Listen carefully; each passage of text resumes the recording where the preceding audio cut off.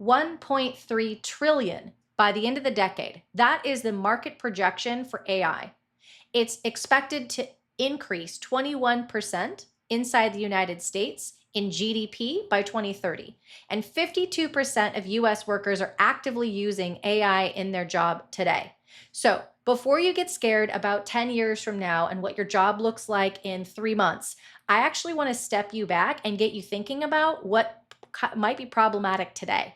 And the truth is this: AI isn't going to break your tomorrow. It's actually going to break your today. And what I mean by that is if you are applying it without a true operating system in place for your growth layer inside of your organization, you're already creating problems. AI will expose anything inside of your organization that is not clearly canonized. I'll give you an example from my own personal experience, and then I'll share a client example so you can see what I mean by this. About a month ago, I had made the decision that we were moving forward with creating an operating system, specifically an AI chief of staff inside of my organization. The cost of the project was going to be about $30,000, and the return on investment seemed like a pretty easy thing to do because, truthfully, if we can get a lot of operations work done for $30,000, that's a pretty good expense in my mind.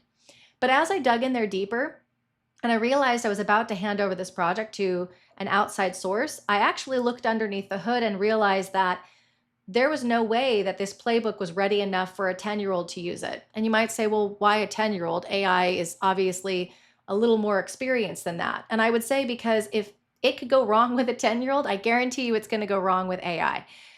You might have heard me talk about this. What I mean by that is you need to look at AI like an employee. You give it 10% before you actually ask it to execute a task. That's your strategy. That's your brain. That's you telling AI all the guardrails and things it cannot do. Then you let it take 80% of its time and effort to actually execute something for you. And the rest of your 10% is stuck on the end, making sure that you actually got and QA'd correctly what you were looking for. It's really easy to blame a tool, but when you actually look behind the curtain, typically speaking, AI is just showing that the operating system you thought you had in place isn't in place. And I'll be honest, from my personal experience, it can be a little bit humbling, but I realize I'm not alone. There's plenty of other people who are dealing with it, and you might be as well. So I'm hoping that you can learn from my experience. I dealt with a client this week as we were preparing for a large summit, and it did the exact same thing. We took a look at a playbook that we were building and realized underneath the hood of that, we hadn't identified how things were going to be measured and how pricing was going to be explained and how all of this was going to show up in the CRM system. That's not a content project or a slide project or a summit issue. It's an operating system project. And I want to touch on this because a lot of times in marketing gets left holding the bag. The company will take a look at growth or marketing or CROs, whatever you want to kind of flavor of the day call the name, and feel like, wow, nothing's happening. Usually that has less to do with an individual that's been hired for a role and a lot more to do with the fact that there is a messy system inside of the organization, and marketing just happens to touch the full customer journey, so we see it first.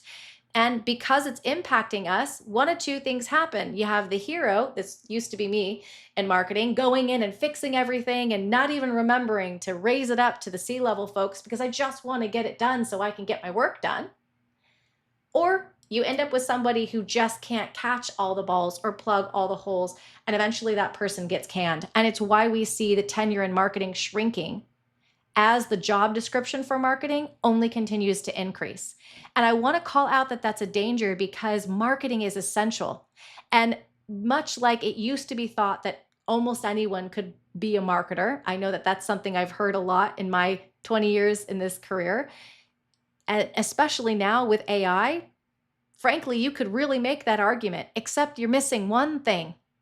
Marketing is all about judgment and taste. And those two things, not only can they not be replicated by AI, but they cannot be replicated without experience.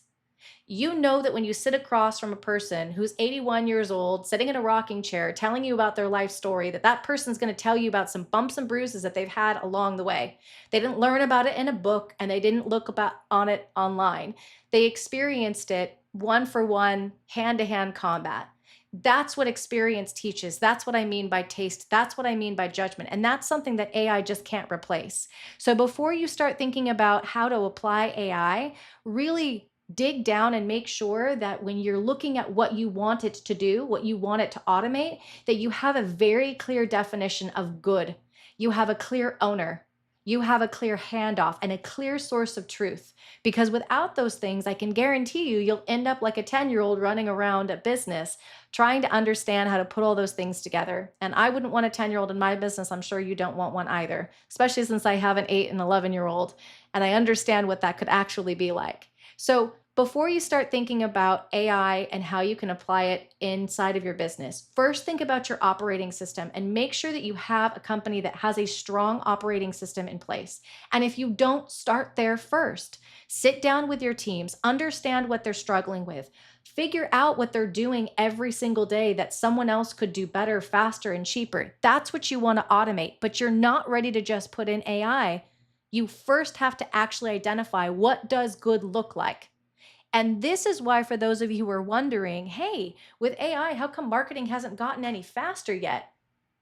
That's the reason. Most companies don't understand that first you have to do something manually correctly. Then you have to make sure it's perfect. Then you can automate it. Otherwise, it's garbage in, garbage out. It's the same adage that all of us have grown up knowing. So before you create a mess, make sure that you have a system that's worth accelerating, because if you don't, AI isn't going to fix it. It will only scale chaos. That's growth, actually, and I hope that was helpful for you. Have a great day.